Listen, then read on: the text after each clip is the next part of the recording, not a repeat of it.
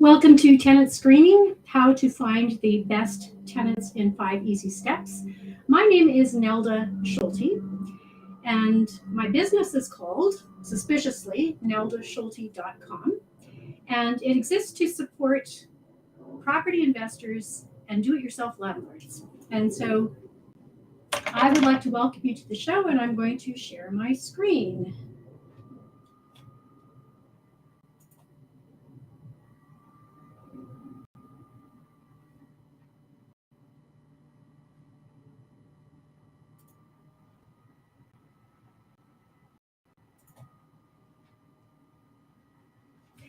As I mentioned, this webinar is called Tenant Screening, how to find the best tenants in 5 easy steps. And I would like to thank you for joining me. My name again is Nelda Schulte, and I got into helping people with landlording because back when I was working as a music teacher with a low income and a big student loan, I just didn't think it was possible for me to ever own a house, let alone a rental investment. But I didn't let that stop me. I started attending investment seminars where I learned about house hacking or buying a house and renting out either the downstairs suite or the rooms. And that helped to pay the mortgage. And all of a sudden, a big light bulb went off in my head. And I thought, hey, I think I can figure this out. I can do this. I can afford this. And once I bought the house, I realized that there was a whole lot more to learn than just buying the investment property, that there was also the management of the house and the management of the tenants.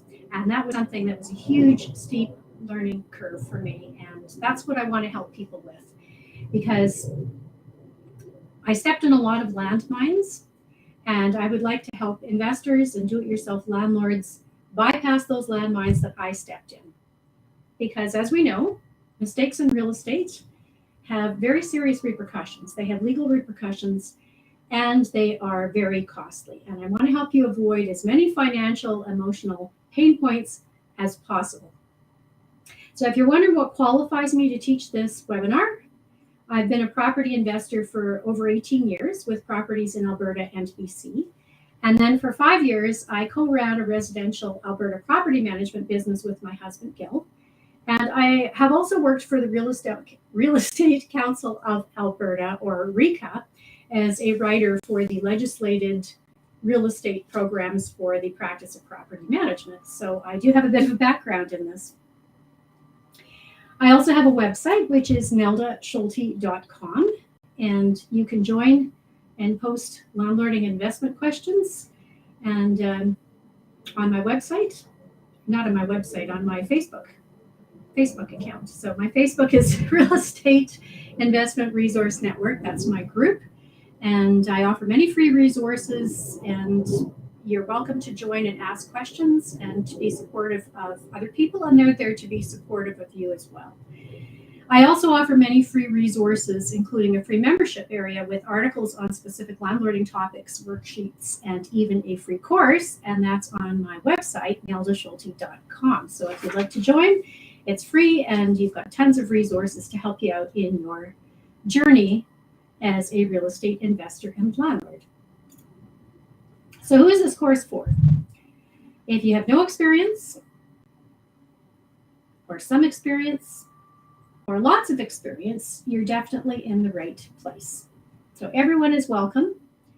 And if you're completely new to being a landlord and you have no idea how to find tenants, this is the right place for you, because this webinar is going to give you lots of really valuable hands-on tips that you can use in your practice, and they'll get you on the right course. And if you have some experience but you weren't necessarily crazy about your results, then this is a good course for you too, because this webinar will help kind of course correct. It'll show you what areas you need to focus on, and it'll help you get back on the right track so that you're getting the results you want. And then if you're experienced but you're not necessarily happy with your results, then this is the right program for you too, the right webinar, because again, there's lots of tips and tricks here and processes that I've honed over the years, and they can help you with your business. Also, if you are very experienced and you have lots of great procedures and tips of your own, by all means share them with the rest of the group. Now I can't really see any comments when I went into full screen share here, so I'll have to wait until my webinar is done to be able to answer any of your questions or see your comments. But I'm very happy to see them one way or another.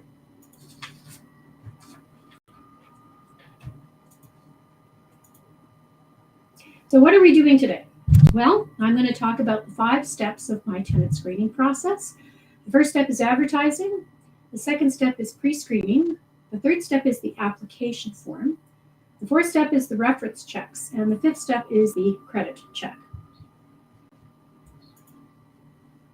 So first I want to talk to you a little bit about a man who called me a few years ago. His name was Paul. That's not his real name. And I used to get calls fairly often when we owned the property management business from people who were frustrated landlords. And Paul was at his wit's end because he bought a house as an investment property. He put $100,000 into it. He created 2 suites, and the tenants upstairs were fine. The tenants downstairs were causing him all kinds of problems, and they were threatening to sue him. And he was really freaked out by the whole thing and very frustrated because they wouldn't leave. And he didn't know how to get rid of them, and he didn't know how he got them in the first place. And it was just really a bad situation for him. So I asked Paul, I said, let's just back up here and just tell me, what you did with your process of what you have. And that'll determine what advice I give you. I said, firstly, do you have an application form or a lease? And he said, no, I don't. And I said, did you run a credit check or run reference checks? And he said, no, I didn't do that. And I said, I'm just curious why you didn't do that. And he said, well, I really didn't want them to think I was a jerk. And I said, well, are you running a business or are you running a soup kitchen? Because he said, well, I'm running a business, of course. And I said, well, if you're running a business, most businesses have processes, and people expect to follow processes in a business. For instance, if you're applying for a job somewhere, would you think that the employer was a jerk for asking you to fill in an application form and to provide him with references? And he said, well, no, of course not. And I said, why is that? And he said, well, it's a business. They've got a process. And I said, well, that's the first thing that we need to learn here, is that you're running a business. This isn't a charity, and your heart might have bled for the 2 people you thought were perfectly good tenants who sold him a really good cry story about why they needed to move in, and he bought it and he wanted to help them out, and it went bad for him. And I said, you just have to get yourself into a good screening process. And once you do that, 99% of your problems are going to be gone. So that's what this event is about. It's how to screen quality tenants. And it doesn't mean that you're a jerk by running this process. What it means is that, we all want to be able to trust people, but you still need to do your due diligence when you're doing a business. And that's what this is about. This is how to do your due diligence. What are the steps? How to go about doing it so that you're screening out the bad people and you're only keeping the good people. So let's jump right in. This is the first step. The first step is advertising. So who do you want as a tenant? And then you need to choose which online platform you're going to advertise in. And you need to learn how to write your ad to attract tenants. You need to check comparable properties so that you can figure out what good pricing would be for your property. Then you need to post your ad and monitor the results. And then depending on what the results are, then you need to tweak your ad. So we'll go into these steps in a little bit more detail. So the first step is advertising. And the questions I'm asking are, who do you want as a tenant or tenants? And that might sound like kind of a silly question, but really every property in every neighborhood fits a certain niche of tenant. And you need to figure out what those things are so that you know how to write your ad to attract the type of tenant that will work really well for your property and for you as a landlord. So to figure that out, you start by taking a look at your property and the neighborhood and just look around. Is it a starter home for people who are new to Canada? Is it a place where young couples start when they rent their first property? Is it a big place with for a large family in an upscale part of town? Um, you just need to take a look at the property and ask yourself who lives in this neighborhood, who would best live in this house or this condo or apartment. And then you need to take a look at all the amenities that are close by. Is it near a main artery? Is it near a bus stop? Is it near schools, shopping, that kind of stuff? And that'll let you know who fits well in the neighborhood. And then you need to ask yourself how many people you want in your property. And do you want short or long-term tenants? And do you allow pets? And if so, what kind? And then the next step is to choose an online platform or platforms that are well known to tenants who are looking for properties. And then you need to write the ad from the tenant's perspective because you want to attract your ideal tenants. So this ad is kind of an example of a specific niche that we advertised for. And I'm just going to back up a little bit. Why would you want to figure out who you want as a tenant first? And I mean, the main reason is if you've got a bachelor condo that only allows one person and no pets. Obviously, if a family of 10 people call you and they want to move into the condo, I mean, they might be perfectly comfortable living in a very small space, but if your condo only allows one person and no pets, you obviously can't have a big family living there. If you have a big 5-bedroom property with 4 bathrooms and a fenced yard, obviously that's a place that's going to cater more towards families and probably pets because it's got a fenced yard.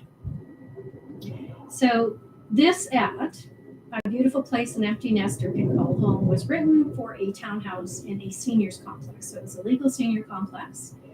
And the title of the ad appeals to seniors. Plus, and I don't know if you could speed read, but there's mention throughout the ad of ease of access to amenities because probably within about a block there was a doctor's office, an optometry clinic, there was shopping, absolutely everything a person would need with either within a block or walking distance or a very short drive. The landscaping and green space was also a really nice feature. A lot of seniors don't work full time or they don't work at all, and they like to have something really nice to look at. And this was a really lovely area. So this ad was written to attract seniors because it was a seniors only complex. And that's exactly who ended up renting the property. This ad, furnished or unfurnished, 3-bedroom, 2.5 bath in beautiful Mackenziestown, was written to be targeted to a small family because Mackenziestown, especially that area, was a townhouse complex, is a really lovely new family-friendly area, and it attracts young professionals. That's what you see in that area. And that's exactly the type of person that this ad attracted, and we ended up renting it to a family of 4 who were perfectly thrilled to be living in that area. Now, word of warning, if you write your ad saying that you don't take any spaghetti monsters, it could potentially get you into hot water. Not because there's a real spaghetti monster in the world that you're discriminating against, but because you have to be careful that your advertising does not exclude anyone based on race, religion, sexual orientation, or any of the grounds specified in the Alberta Human Rights Act. If you would like to take a look at the Alberta Human Rights Act, I'm putting up the website right now, and it is good to read that over. In Alberta, I don't see a lot of people suing landlords about human rights violations from ads. However, in Ontario, it is more common. So you really do need to be careful. So what should you not say? Well, if you say adult building or not suitable for children, then you're excluding children. If you say must have working income or must provide proof of employment, then you are excluding people who are not employed. If you say seeking mature couple, you're excluding anyone who isn't senior. If you're saying ideal for a quiet couple, you're excluding anyone who's not a couple or maybe not quiet. Quiet usually implies children, so then you're excluding children and singles. Suitable for single professional, again, it's exclusive. Perfect for female student, you're excluding males and anyone who isn't a student. Suits mature individual or couple. Again, it's exclusive because you're saying individual or couple, and great for working folks or students. Again, those are terms that are used that sound like they're excluding some people, and so you have to be careful that you don't put those in your ad. Also, saying things such as not soundproof may indicate a bias against families with children, or and also no pets. And this one's a bit of a dicey one because even though you can specify no pets in your property in Alberta, under the Human Rights Code, if you've got a person who has a disability and they have a service animal, such as a guide dog, then you can't deny them access to any kind of housing based on a no pets rule because a service animal is not considered a pet under the Human Rights Code. So just be aware of that. So to summarize, we've talked about who to attract, what kind of a tenant you want, how to attract them with your ad, what not to say with human rights. And we're going to move on to how to calculate the rent. So calculating the rent is a big one. And if you're going to calculate the rental rate, a good place to start is with an online platform that advertises for rental properties. And in this instance, I've used Rent Faster. So this is an online platform I use fairly frequently to advertise properties. So you go on to the online platform and you look for properties that are similar to yours. You can search by area, and it's got a whole bunch of filters that you can click on in the upper right-hand corner, and then you enter the areas that you want to search. Short-term or long-term leases, they have all kinds of filters that you can put in. And then it's going to pull up properties that meet your search criteria in the area that you specified. So it's really great information. You can click on the individual ads to see which ones are most popular, which ones rent fasted, which ones are most similar to yours in age, size, and amenities. And then you can see how they're worded and what types of pictures they have and see how your ad compares to them, or your property, how your property compares to that. And that'll give you a fairly accurate view of pricing. There's some other neat tricks too with this platform. So here's an image of the filter. It lets you know the type of property, so you click in that, the number of bedrooms, bathrooms, whether it's furnished or unfurnished, and proximity to an address or community. So those are the filters that it has: the property, bedrooms, furnished, unfurnished, the communities that it's in. It's a good idea to choose your community and maybe 2 or 3 surrounding communities. And then when you're done, you click search, and then it pulls up all the properties, and you can see what kinds of properties are out there and what people are paying for them. Now, here's another neat little trick in Rent Faster. If you want an overview of pricing, there's a little feature underneath of the My Account. It's called Pricing Tool. If you can see it right under the inbox here, and it's in Rent Faster. And what it does is it gives you search results for the number of rentals in the communities that you chose, the minimum price, the maximum price, the average price. So it's an extremely useful tool. Of course, you can search other platforms as well for comparables, and this isn't the only one, but I'm saying that if you are wanting to price your property and it's the first time you have listed it, it's a good idea to check out the ones that are popular, such as Rentfest or Rentboard in our Alberta landlord area. But there are also other platforms as well that are also good. So once you've posted your ad, you can view the stats. So you're going to start seeing if people are looking at your ad, and you will know if people are actually interested in biting because they will start texting you, emailing you, calling you. And the view summary gives you today, this week, this month, and the total of views. So that's very helpful as well. So once you've posted your ad, you're going to have several different scenarios. So you might have lots of views, but no one's calling you, no one's emailing you, no one's trying to get hold of you. You might have low views, and maybe people aren't calling you either. You could have low views and tons of calls. I've seen that as well. You could have tons of calls, tons of showings, tons of appointments, and people are wanting to rent it like crazy, which is a happy dilemma. Good for you. That means you hit the sweet spot with pricing and with wording and everything. Great. Or you can have lots of appointments and no applications, and that's happened too. So what do you do in these scenarios? What do you do to course correct so that you get people biting, filling out applications for your property? Well, if you have lots of views and no calls, the first thing to do is, well, one of the things you can do is drop the price. So I usually recommend dropping it by $50 a week, and you'll see if you start getting any nibbles. If you're getting tons of calls and showings and appointments, and you've got a lot of application forms, like what happened with a friend of mine, and she's like, I don't know, I just turned my phone off and I'm taking the ad out because I've got 200 calls and I've got five applications and I don't have time to go through all of them. And I said, okay, well, what you can do is raise the price, and that way you end up with fewer people. You have people who can afford a little bit more, so you're getting more money for your property and you don't have to filter through so many applications.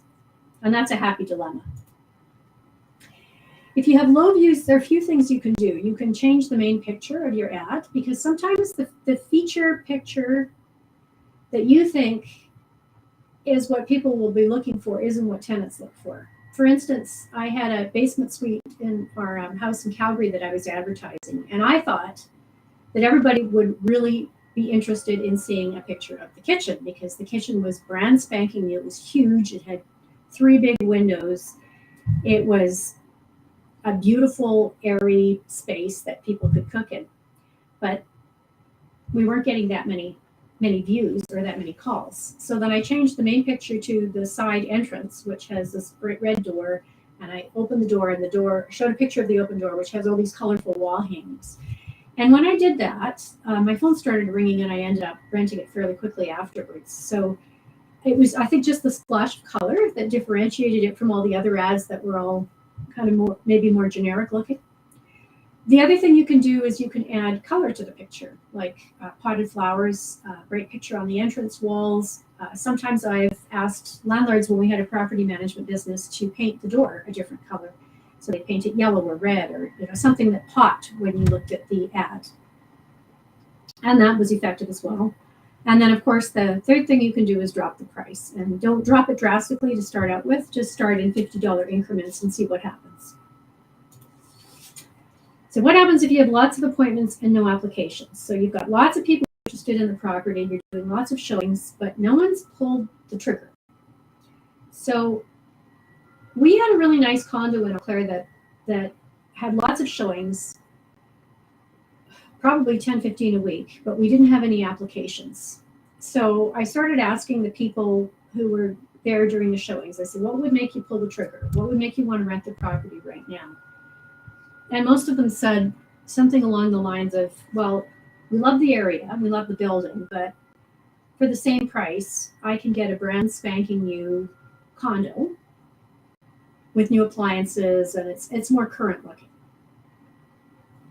So we brought that feedback to the owner of the property, and what she decided to do was change out all the appliances so that they were all new stainless steel. And she also did some painting, and she changed the hardware on the light fixtures and door handles and that sort of thing. And that made a huge difference. The whole place looked much newer, much more current, and it rented within a week after we made those changes. So people will oftentimes tell you what's stopping them from the property, renting the property. I had a basement unit that I was renting out, and there again, I was having trouble renting it, and I wasn't showing it. I had a property manager showing it, and the property manager said, well, the comments that are coming back are it's kind of a cold place. Temperature-wise, it was cold, and it's a little small for a 2-bedroom. So we changed the ad to be a 1-bedroom plus den. And then I made sure that the property manager came in an hour before and cranked the heat up so that people could feel nice and warm when they came in. And that made the difference. That got the suite rented. So the potential tenants who are coming for the showings are a really good source of information. And you can ask them and they'll tell you. They're usually pretty honest. They've got nothing to hide. So depending on what's happening with your results, you can tweak the ad. And I want to mention that advertising results vary from month to month and season to season. Springtime is the best time of the year to be advertising a property. That's when properties rent the quickest. And we had a really, really nice property in a beautiful part of town on the southwest. It was like a 5-bedroom house, and the owner had us rent it in October, November, December. Those were the months that he was leaving. And we said, well, if we could rent it any sooner, that would be helpful because, that's kind of a low season. So we ended up changing the price a few times, and then we finally did get it rented. It took a couple months, but we got it rented. And then it came up for rent again, but this time it came up for rent in the spring. This time we hiked the price up, and we rented it very quickly. We rented it within about a week and a half. So the same property, we charged more. We advertised it in the spring. It rented very quickly. So could be the month, could be the season why your property is or isn't renting quickly. It could be the price, could be the inventory that's on the market too. Where should you advertise? Well, there are lots of places. There's Kijiji. I haven't had a lot of success with Kijiji, but many other people have. Rentboard, which I've mentioned, and Rent Faster are two places I really like. Some people advertise on Facebook Marketplace and have very good success with that. And then there are also rental groups within certain cities. Fort McMurray has a property rental group, as does Airdrie and Calgary. So you can advertise on some of those groups as well. And you can also ask if you've got a landlord-tenant association that, if let's say you move to a new city and you really don't know where people look for properties, you can ask them. You can call whatever their landlord-tenants association. They're usually nonprofits like Calgary Residential Rental Association or Alberta Residential Landlord Association, ARLA. And you can call them and say, where do people look for ads? Or you can ask people who have rented, where do you look for a property when you're looking to rent? And they'll tell you. So between all that information, you'll figure out what is the best platform to rent in for your specific area. So what we've talked about in step one, and there was a lot of stuff we talked about in step one, is who you want to attract as a tenant, how to attract them with your ad, what not to say based on human rights, how to calculate the rental rate by looking through rental platforms, where to advertise, and how to interpret and tweak the results so that you have people renting your property. So back to Paul. Paul's dilemma wasn't permanent. Paul was the fellow who rented out his house because these two girls sang him a real cry story about how they were poor students and they needed somebody to cut them a break, and he gave them a break, and they ended up being the tenants from hell, unfortunately. But I told him, eventually you will get rid of your tenants. You can hire an eviction service if you don't want to deal with it yourself. And then all you need to do is course correct. You just need to put yourself in charge of your own tenant screening process. And that way you will get the tenants that you want. So now we're on step 2 of the screening process. And I'm going to walk you through the process that we utilize with both our personal investment properties and that we use for our former property management business. So this is a pre-screen, and these are questions that I ask people when that someone texts me or they call me and they say they want to book a showing for my property. I don't immediately say yes, because let's say, again, going back to let's say you've got a bachelor condo that you want to rent out, and you've got, and this has happened before, 7 cab drivers who want to sleep in shifts. Well, maybe you don't want 7 people living in your bachelor condo, so obviously those people are not a fit. And if you ask them some questions, you're not going to waste your time and your money driving down to show a property to somebody that really isn't a fit for your property, and you're not wasting their time either. So it's best to ask these pre-screening questions first. So firstly, I ask, how many pets do you have and what weight and breed are they? And notice I say, how many pets do you have? Because if you ask people if they have pets, they frequently say no, because a lot of people have pets that they pet sit, or let's say they were a couple that they split up. They've got a pet living with them, so they don't really consider it their pet, but they still have a pet living with them. So you're more apt to get an honest answer if you ask how many pets do you have rather than do you have pets. And a lot of people don't consider pets pets. They'll frequently, people will tell me that it's their dog is their sister or best friend or brother or whatever. They consider them a family member. Then the second question is, how many people will be occupying this property? Or is this property for you, or is it for somebody else? And I like to ask how many people, because and the people almost never give me a number. They always say things like, oh, my mother-in-law, and then my wife stays with me, and then her 2 kids from her first marriage, and then my best friend comes every other weekend. So they start telling you about the people, but they don't give you the numbers. So you can write down the numbers while you're talking to them and see if the number of people that they want to bring into your property is a good fit. Then I ask, how long of a lease would you like? Because if you want somebody who wants a long-term rental and they just want 3 months or 6 weeks or something because they're working from out of town, obviously it's not a fit. So it's good to kind of figure out what that is first. And then what date would you like to move in? And does it fit with your dates that the property is available? And would you be able to provide work and landlord references? More on that later. Would you be able to give me permission to run a credit check? And why are you moving out of your current property? And you'll get some very interesting answers for that one.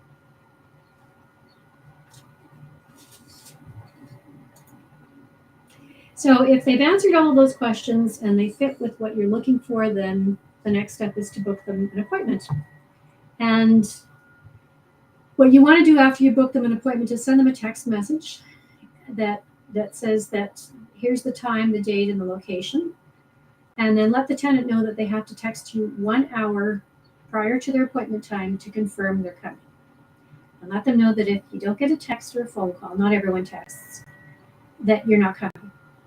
And that's going to save you a whole lot of time, because a lot of people will book appointments and they don't bother showing up. So you don't want to waste your time driving down, or waste your property manager's time driving down to show a property that no one had, or someone did not have any intention of showing up for. So that's that for appointment reminders. And then when you're in the actual showing, you want to ask them pretty much the same pre-screening questions that you asked them when you were talking to them over the phone.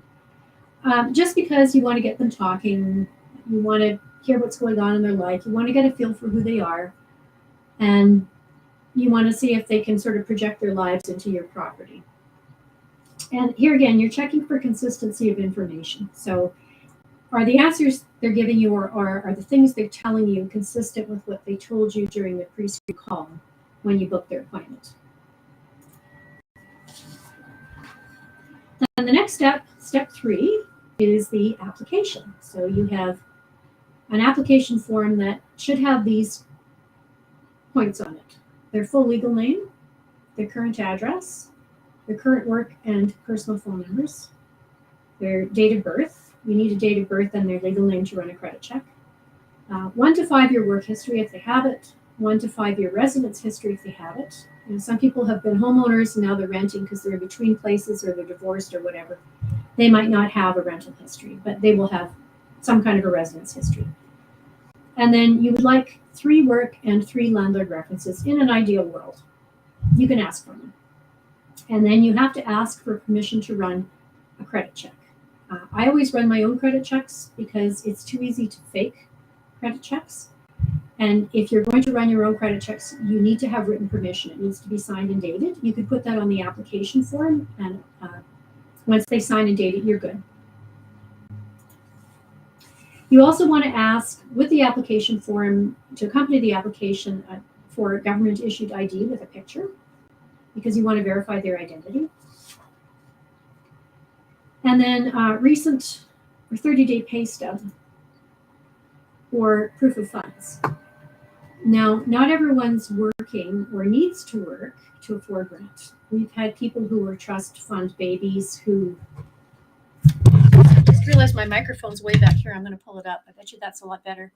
So we've had people who are trust fund babies who hadn't worked or didn't need to work, but they could provide proof of funds. They gave me a letter from their accountant or their bank manager that showed that they had proof of income for a whole year, and they were signing a year lease, so that was fine. So people will expect to have to provide proof of funds. That's standard procedure on an application form. And if they start kicking up a real fuss, they start putting up a smoke screen and saying, you don't know what you're doing. Why are you asking for this? I'm not buying the property, blah, blah, blah. Let them go. You don't want them. There's usually a reason people make it difficult for you. And it's because there's something they want to hide. So that's what this whole process is trying to do. You're trying to flush out the bad people so that they go away, so that you only have the good people. So a recap of step 3 and 4. We did pre-screening questions. And then once they had checked all the right boxes on your pre-screening questions, and you booked a showing.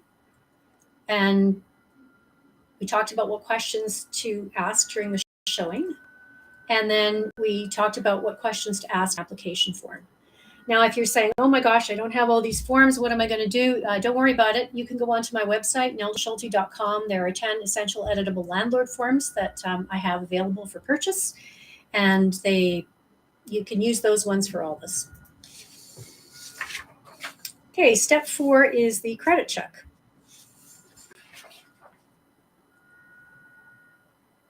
And I have a form for this as well. That's also in my landlord forms. So if you don't have the credit check, what's the word I'm looking for? If you don't ask permission to run the credit check on the application form, you can ask on a separate form. And I have that one included in my landlord forms as well. But you do have to ask permission if you're running the landlord check, and you do have to show proof if it ever comes up in court.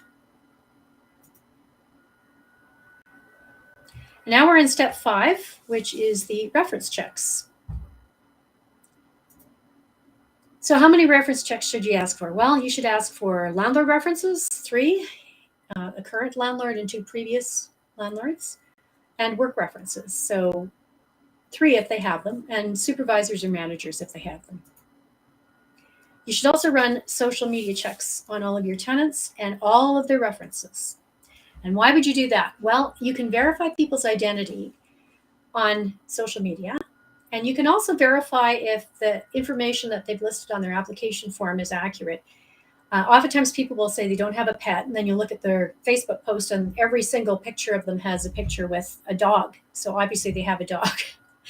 So, there's ways you can verify information on the application form. And then you also want to verify the references identification as well. And you can do that through LinkedIn or Facebook or any number of social media checks. Work references. Why do I ask for work references rather than personal references? Well, work references are more credible than personal references, because let's face it, if personal references their friend or their cousin or their mother, is that person going to say anything bad about them? I don't think so. So work references have more of an obligation to answer honestly, because they're representing themselves as an employee, but also they're representing the company. So there's a much greater chance of them giving you an honest answer. HR, of course, can only give you certain types of answers, but again, they're bound by professional ethics to give you an honest answer to. So when you're checking a work reference, you want to verify the company online. So take a look online, Google their address, make sure that it matches the application form. And then don't call the number on the application form, call the number that you found online. So if that takes you to the switchboard, then the person on the switchboard can let you know if that supervisor that they've listed as their work reference actually works there. Once you get hold of the work reference, you want to prepare your questions and ask them these. You can start with these. How long have you known this person, and in what capacity? And what can you tell me about them? So usually they'll tell you about their reliability, their dependability, ability to get work done. They might tell you if they're a fun person or serious, or if they've got a neat and tidy office. They'll tell you all kinds of things. I always like to ask a question about, tell me a time they were in a conflict situation and walk me through how they resolved it. Because when you're a landlord and you have tenants, you're always not going to see eye to eye. Sometimes tenants have one way of looking at things, you've got another way, and you have to kind of hammer it out somehow. So if there's someone who resolves things and they are polite and respectful at work when they're dealing with conflict, then they'll probably be the same with you. Then I ask, if you were a landlord, would you rent to them, and why? And you'll get some really interesting answers there too. And a lot of times supervisors or employers have properties and they'll say, oh yeah, I would. They've got a steady job, they're reliable, blah, blah, blah. And they'll give you a really good answer. And then the last question I ask is there anything else you want to tell me that I haven't asked? And you could get all kinds of things. Sometimes they'll give you a summary, sometimes they'll give you new information. But when you're asking these questions, the big rule is to just ask the question and then stay absolutely quiet. Because silence makes people uncomfortable and they will work hard to fill the void. The more they talk, the better it is for you because the more information you have. Now we're moving on to landlord references, and same with, you're going to run a Google search on the landlord references as well. Now, if it's a property management company, they're easy to find and it's easy to get hold of somebody and they're used to dealing with references, reference checks. So that's easy peasy. If it's an individual landlord, like for instance, me, like I'm managing my own properties. And so somebody wouldn't know if I'm an actual landlord or a friend, you know, who's lying. So you can verify, run a social media search on the actual landlord. You can also pretend you're looking for a place to rent and say, let's say the tenant told you they lived in a 1-bedroom condo, you can say, oh, hi, you know, so-and-so told me you have a 1-bedroom condo for rent and I'm interested in renting. And if they say, oh, I don't have a condo for rent, I've never rented a condo, busted. The other thing you can do is you can run a title search on the property. And most of the time this is accurate. So the title search will show you the identity of the person who owns the property. And it's not, I wouldn't say it's 100% accurate because people can transfer titles. Or maybe the person who bought it originally had a different last name, got married or remarried and changed their last name. So the name on the title is different than the name of the landlord. So, but these are ways you can use to verify the landlord's identity and to see whether or not it's accurate. And then once you have the landlord on the phone, you can ask all these questions. Can you verify the address of where Jane Tenant rented from you? Now, if they can easily rattle off the address, good. If they're stumbling and they're like, you know, then that's probably a red flag for you. How long did they rent from you? Again, they should easily be able to rattle that answer off if they're a landlord. Did they pay their rent on time every month? Good question.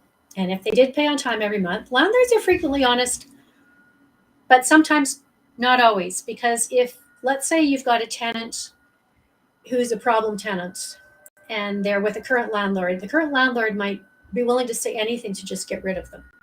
So that's why it's good to go back a couple landlords, because the last couple landlords have no reason to lie to you about anything. Whereas the current landlord might be trying to get rid of a problem tenant. Ask them if they received any complaints. Did they damage the property? Did they have pets? Did they bring in any unregistered guests or any unregistered pets? And were they polite and respectful to you and to the neighbors? That's a good question, because you want to have people who are really a pleasure to deal with, because most landlords I know have a long-term relationship with their tenants. You don't want tenants who are coming in and out with a big revolving door. You want people who stay put, because the longer they do, the more profitable it is for you. So it's good to know from the onset if they're polite, respectful. And again, personal references, why don't I ask for them? Because they're not reliable. A friend and a family member, parish priest, they're not going to give a bad reference. By the way, if you have questions, I can't see your questions because I'm in full screen mode here, but I will be able to see them at the end. So if you have questions, feel free to ask me at the end, and I'll be happy to answer them. Okay, so what does all the information that you've run tell you about the tenant? You've pre-screened them over the phone. You've met them in person. You've seen how they've acted towards you during the application process. That's very important. Are they willing to jump through the hoops? Are they polite? Are they respectful? Do they follow instructions? Or are they rude? Are they snarky towards you? Because if they're rude, let them go. Because this should be them on their best behavior. Now you've seen their credit score. You've talked to their employers. You've talked to their landlords. and you check their social media profiles. So what's your impression of the tenant? Do you want them in your property? Do you want to work with them? It's up to you. Now, I think I need to backtrack a little bit on credit checks. Credit check, most credit check bureaus will tell you that the minimum score you should accept as a landlord, they have FICO scores, so numeric scores that are anywhere from 1 to 1,000. And the minimum credit score to let a tenant in usually is around 600. Or sometimes they give them letter scores as well. So A, B, C, D, E, F. But all of them give a numerical score. So 600 is the minimum, or close to 600 is the minimum. 600 means that they pay their bills on time. They might have a bit of a high debt load, but they pay on time every month. You want to check and see that they're paying their bills on time every month. They don't have any liens, collections. If they have any of those things, those people can come after them. Bankruptcy is a very different animal, because you can have really good people who've paid their bills on time every month for many, many years, and they got off the rails because life happened to them. There was a death of a child, a spouse. Maybe they got very sick and they couldn't work and they didn't have disability insurance. They lost their job. There are any number of things that can happen to people. But you want to see if their bankruptcy's been discharged, and you want to see what they're doing to bring their credit score back on track again. And I will frequently ask people for a letter from their bank manager, letting me know if their account is in good standing and if it's been in good standing for a year or however long the bank manager knows them. So if the bankruptcy's been discharged and their credit score is good, bankruptcies I'm not that nervous about. History of non-payment or late payment, let them go, because rent payment is just another bill. And if they don't pay their bills on time, they're not going to pay their rent on time. And you don't want to go chasing after people for rent every month. You've got enough stuff on your plate as a landlord. All right, so in summary, we talked about advertising. Here are the 5 steps. Advertising is the first one. Pre-screening questions is the second step. Then the third step is the application form. The fourth step is the credit check. And the fifth step is verifying the references. When I've explained this process to new landlords, a lot of times they go, oh my God, won't this process scare the tenants off? And my answer to that is no. Good tenants are happy to follow the process. They understand that there's a process to get a really nice place with a good landlord, and they're willing to jump through the hoops. And they also, it's kind of a funny thing, they want you to see what good people they are. They want you to see their landlord references, their work references. They want you to see their credit score. Usually people who are good tenants are happy to show that off. They're like a kid with a straight A report card. They can't wait to show it to you.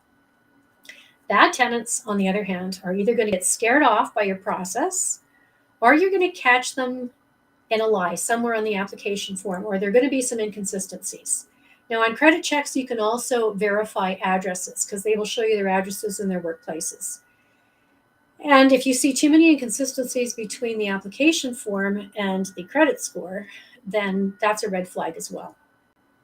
So you can catch people all along the line at any one of these processes. And if you start catching lies, they're probably bad tenants, and they'll either get scared off through the process, or they're going to show you all kinds of attitude, or they're going to be in a big rush. They're going to try and push you through your process so that you can't follow it. Don't do any of that. Just stick to your guns, follow your process, and if they want to leave, let them go. So now I'm just going to escape from here. I'm wondering if you have any questions. I had some questions that were emailed into me that I could share with you. But if you have any questions, you can post them in the private chat box, and I can see them and I can answer you. So I had one question from a lady in Lethbridge, and she asked if RentBoard has the same pricing tool that RentFaster has, and no, it doesn't. But they do offer ad statistics, which are also really helpful. And then we had another fellow from Calgary, and he said if he prices his ad at $2,000 this week and then he raises the price in 2 weeks, is that allowed? Yes, you can. You can't raise the price once somebody has actually applied for your place and you've accepted them. The price has to stay put. And especially if you put it on a lease, you absolutely cannot change the price. You have to follow the Residential Tenancies Act on that. But if you are advertising and you don't have a tenant yet, you can change the price. And we have Rita from Edmonton who is asking, do you get better results having a professional photographer take pictures of your rental property? Well, sometimes. Depends on your pictures. I found that when I was taking pictures with I had a camera, a video camera, and I also have a phone, and I found my phone took probably just as good pictures as a professional photographer. So it's up to you. Take a look at other pictures that are online, see how yours compare. And if you haven't got the hang of taking pictures and you don't like doing it, then you could outsource it, but you could probably do it yourself. We have another question from Gerald from Red Deer, and he says, I have a lot of trouble writing ads. What should I do? Practice, practice, practice. The more practice you get writing ads, the better you get at it. But if you really don't have the time and you don't want to do it, you could always have somebody write for you. There are any number of writers who could write ads and wouldn't charge you a lot of money. And then my last question is Matthew from Lloydminster. He says, what if I don't know what kind of tenants I want? Well, check the area, the neighborhood, the house, the condo, apartment, whatever you have, and see what types of people are living in that area and in the houses or the apartments or condos nearby. What do you have? Do you have single people because they're small places? Do you have families? Do you have blue collar workers? Do you have professional people? Is it a very upscale kind of neighborhood where you've got working class professionals? You'll see by looking at the neighborhood. And you can also check the ad statistics, and that will give you information too.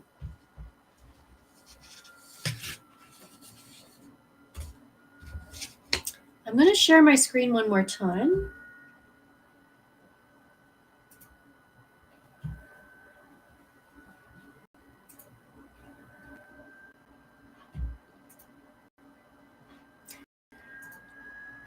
So I have a special offer, and the special offer is that I'm giving you 2 free editable documents. You can email me at nelda@neldaschulte.com, and I'll send them your way.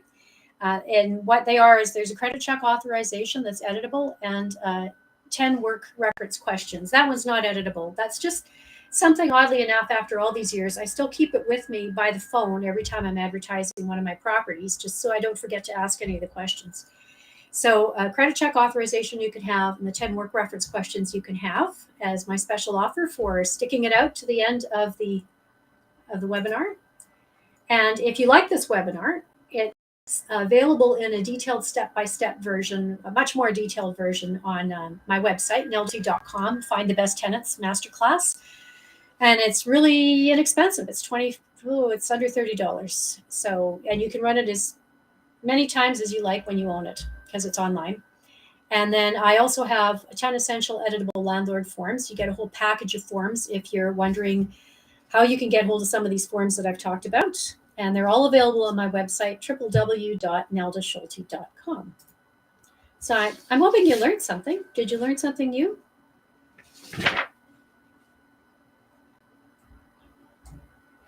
I'll exit here.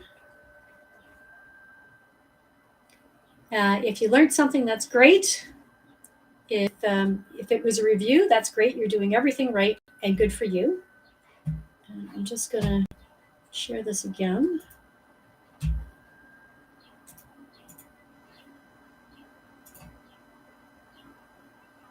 Just have one more page I want to share with you. If you'd like to receive landlord tips and resources, you can join my membership site, which is free. It's www.neldaschulte.com. And then you just click the green membership button and you're good to go. And I'd like to thank you very much for attending Tenant Screening, How to Find the Best Tenants. And my mantra is helping you achieve profits affordably. And you'll notice that all my courses or any of my forms that I have on my website are all very affordable. And I do interviews with industry experts too every Tuesday night. There's tons of free stuff on my membership site and tons of free stuff on my Facebook group and Twitter. So if you like this, that's great. I hope that I will see you again, and let me know how I can support you in your journey as a landlord, because I am here to support you and to help you move forward profitably and affordably.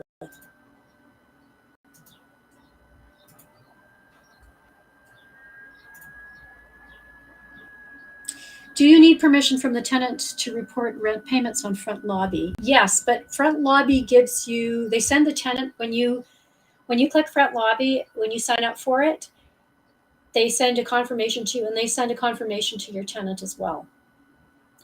You can also tell them when you are bringing them on board as a tenant that you use front lobby, and this is how it benefits them. I love front lobby. I'm really glad you brought that up.